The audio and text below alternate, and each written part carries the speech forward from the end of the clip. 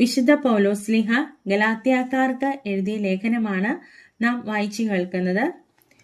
ഇതിനു മുമ്പുള്ള വീഡിയോയിൽ ഗലാത്യക്കാർക്ക് എഴുതിയ ലേഖനം 3-ാം അധ്യായമാണ് വായിച്ചു കേട്ടത്. 3-ാം അധ്യായത്തിൽ വിജാതിയർ സ്വതന്ത്രരായിരിക്കുന്നതിൻ്റെ ആവശ്യകതയും നിയമാനുഷ്ഠാനങ്ങളിൽ നിന്നും അകത്ത് നിന്ന് വിശ്വാസം മൂലം ദൈവത്തിരുമുമ്പിൽ നീതിമാനെ പരിഗണിക്കപ്പെടേണ്ടതിനെ കുറിച്ചുമാണ് നമ്മൾ ശ്രവിച്ചത്. 4-ാം അധ്യായത്തിൽ ദൈവത്തിൽ നിന്നുള്ള പുത്രത്വ സ്വീകാര്യത്തിൻ്റെ അനന്തരഫലമായി നമുക്ക് ലഭിക്കുന്ന സ്വാതന്ത്ര്യത്തിൻ്റെ കാലത്തെക്കുറിച്ചാണ് ഗലാത്യക്കാർക്ക് വിശുദ്ധ പൗലോസ്ലീഹ 4-ാം അധ്യായത്തിൽ വചനഭാഗത്തിൽ രേഖപ്പെടുത്തിയിരിക്കുന്നത്. വിശുദ്ധ പൗലോസ്ലീഹ ഗലാത്യക്കാർക്ക് എഴുതിയ ലേഖനം 4-ാം അധ്യായം നമുക്ക് ശ്രവിക്കാം. അധ്യായം 4 1 മുതൽ 7 വരെയുള്ള വാക്യങ്ങൾ ശീർഷകം കൂടാതെയാണ് രേഖപ്പെടുത്തിയിരിക്കുന്നത്. ഗലാത്യ 4:1 ഇതാണ് ഞാൻ വിവക്ഷിക്കുന്നത്, പിന്തുടർച്ചാവകാശി വസ്തുവിന്റെ ഉടമയാണെന്നിരിക്കലും ബാലനായിരിക്കുന്നിടത്തോളം കാലം അടിമയിൽ നിന്ന് വിഭിന്നനല്ല. ഗലാത്യ 4:2 പിതാവ് നിശ്ചയിച്ച കാലാവധി വരെ അവൻ രക്ഷാകർത്താക്കളുടെയും കാര്യസ്ഥന്മാരുടെയും സംരക്ഷണത്തിലായിരിക്കും. ഗലാത്യ 4:3 നമ്മുടെ കാര്യവും ഇതുപോലെ തന്നെ. നമ്മൾ ശിശുക്കളായിരുന്നപ്പോൾ പ്രകൃതിയുടെ ശക്തികൾക്ക് അടിമപ്പെട്ടിരുന്നു. ഗലാത്യ 4:4 എന്നാൽ കാലസമ്പൂർണത വന്നപ്പോൾ ദൈവം തന്റെ പുത്രനെ അയച്ചു. അവൻ സ്ത്രീയിൽ നിന്ന് ജാതനായി നിയമത്തിന് അധീനനായി ജനിച്ചു. ഗലാത്യ 4:5 അങ്ങനെ നമ്മെ പുത്രന്മാരായി ദത്തെടുക്കേണ്ടതിന് അവൻ നിയമത്തിന് അധീനരായി കഴിഞ്ഞവരെ വിമുക്തരാക്കി.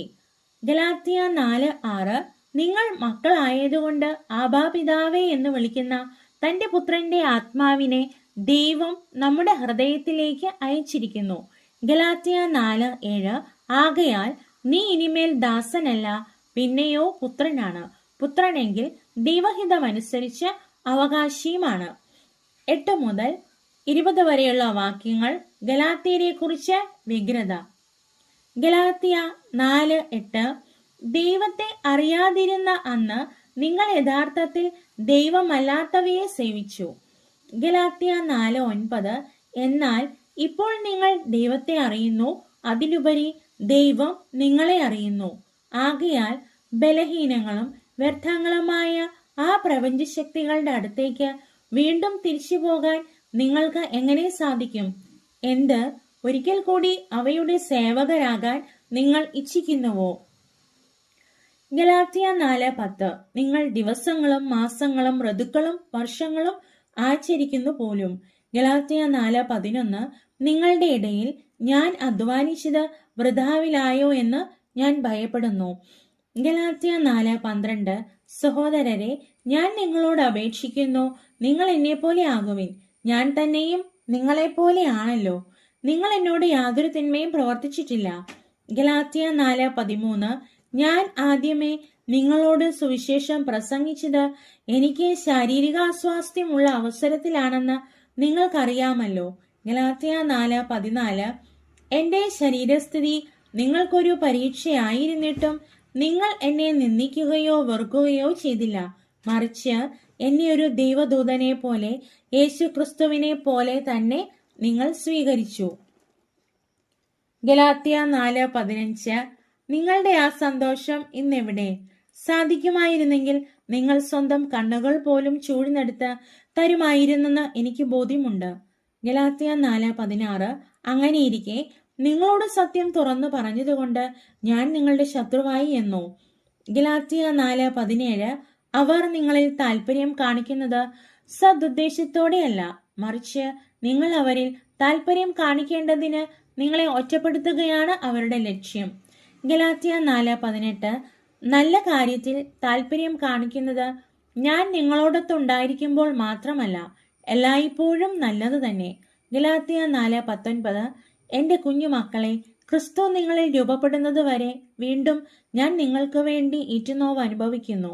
ഗലാത്യ 4:20 ഇപ്പോൾ നിങ്ങളുടെ ഇടയിൽ സന്നിഹിതരായിരിക്കാനും എൻ്റെ സംസാര രീതി തന്നെ മാറ്റാനും സാധിച്ചിരുന്നെങ്കിൽ എന്ന് ഞാൻ ആഗ്രഹിക്കുന്നു. എന്തെന്നാൽ നിങ്ങളെക്കുറിച്ച് ഞാൻ അസ്വസ്ഥനാണ്. 21 മുതൽ 31 വരെയുള്ള വാക്യങ്ങൾ ഹാഗാറും സാറായും. ഗലാത്യ 4:21. നിയമത്തിന് വിധേയരായിരിക്കാൻ അഭിലഷിക്കുന്ന നിങ്ങൾ എന്നോട് പറയുവിൻ, നിങ്ങൾ നിയമം അനുസരിക്കുകയില്ലേ? ഗലാത്യ 4:22. എന്തെന്നാൽ ഇപ്രകാരം എഴുതപ്പെട്ടിരിക്കുന്നു, അബ്രാഹത്തിന് 2 പുത്രന്മാരുണ്ടായിരുന്നു, ഒരുവൻ ദാസിയിൽ നിന്ന്, ഇതരൻ സ്വതന്ത്രയിൽ നിന്ന്. ഗലാത്യ 4:23. ദാസിയുടെ പുത്രൻ ശാരീരിക രീതിയിലും സ്വതന്ത്രയുടെ പുത്രൻ വാഗ്ദാന പ്രകാരവും ജനിച്ചു. ഗലാത്യ 4:24. ആലങ്കാരികമായി പറഞ്ഞാൽ ഈ സ്ത്രീകൾ 2 ഉടമ്പടികളാണ്. ഒരുവൾ സീനായി മലയിൽ നിന്നുള്ളവൾ, അവൾ ദാസ്യവൃത്തിക്കായി മക്കളെ ജനിപ്പിക്കുന്നു, അവളാണ് ഹാഗാർ. ഗലാത്യ 4:25. ഹാഗാർ അറേബ്യയിലെ സീനായി മലയാണ്, അവൾ ഇന്നത്തെ ജെറുസലേമിന്റെ പ്രതീകമത്രേ. എന്തെന്നാൽ അവൾ തന്റെ മക്കളോടൊത്ത് ദാസ്യവൃത്തി ചെയ്യുന്നു. ഗലാത്യ 4:26. എന്നാൽ സ്വർഗീയ ജെറുസലേം സ്വതന്ത്രയാണ്, അവളാണ് നമ്മുടെ അമ്മ. ഗലാത്യ 4:27. എന്തുകൊണ്ടെന്നാൽ ഇപ്രകാരം എഴുതപ്പെട്ടിരിക്കുന്നു, അല്ലയോ പ്രസവിക്കാത്ത വന്ധ്യയെ, നീ ആഹ്ലാദിക്കുക, പ്രസവ വേദന അനുഭവിക്കാത്ത നീ ആനന്ദിച്ച് ആർപ്പ് വിളിക്കുക. എന്തെന്നാൽ ഭർത്തൃമതിക്കുള്ളതിനേക്കാൾ കൂടുതൽ മക്കൾ പരിത്യക്തയ്ക്കാണ് ഉള്ളത്. ഗലാത്യ 4:28. സഹോദരരെ, നമ്മളാകട്ടെ ഇസ്ഹാക്കിനെ പോലെ വാഗ്ദാനത്തിന്റെ മക്കളാണ്. ഗലാത്യ 4:29. എന്നാൽ ശാരീരിക രീതിയിൽ ജനിച്ചവൻ ആത്മാവിന്റെ ശക്തിയിൽ ജനിച്ചവനെ അന്ന് പീഡിപ്പിച്ചു, ഇന്നും അതുപോലെ തന്നെയാണ്. ഗലാത്യ 4:30. വിശുദ്ധ ലിഖിതം എന്താണ് പറയുന്നത്? ദാസിയെയും അവളുടെ പുത്രനെയും നിഷ്കാസനം ചെയ്യുവിൻ.